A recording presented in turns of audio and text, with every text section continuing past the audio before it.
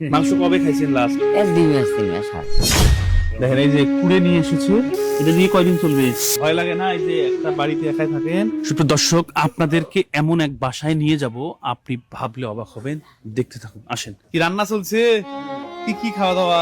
চুলায় রান্না হচ্ছে মাছ। ওটা কি মাছ? ও সিলভার মাছ একা। ওই মানে আগে রান্না করা নাকি? হ্যাঁ এটা কি ওনার আজকের সকালের খাবার?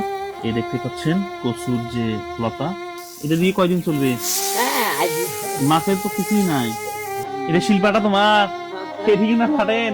এই দেখেন পাথর নিয়ে এসেছেন হয়তো কোনো এক জায়গা থেকে, এবং অন্যের বাড়ির হয়তো ফেলে দেওয়া কোনো একটা নোড়া, সেই নোড়া দিয়ে উনি এখানে রান্না করেন।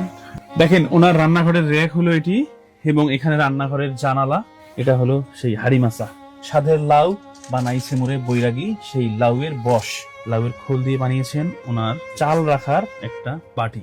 সালেহা দাদির এই কলসে উনি জমিয়ে রেখেছেন অন্যের জমির ধান, মানে সবাই ধান নিয়ে যাওয়ার পর জমিতে যে ধান দু একটা পড়ে থাকে, সেটি কুড়িয়ে কুড়িয়ে উনি এখানে ধান দেখছেন। আপনার কে কে থাকেন এখানে? একলা। আপনার কি খাইতে মন চায়? মাংস খান না? আল্লাহ খয়রে খাইতো। মাংস কবে খাইছেন লাস্ট? এক 2 মাস 3 মাস হয়। একবেলা মাংস না হলে আপনার পেটে ভাত যায় না। আর উনি গত 3 মাস ধরে উনি কিন্তু মাংস খাচ্ছেন না। আপনার ভিডিওটি শেয়ার করেন, যদি 30টা শেয়ার হয়, আমি নিজে মাংস রান্না করে এনে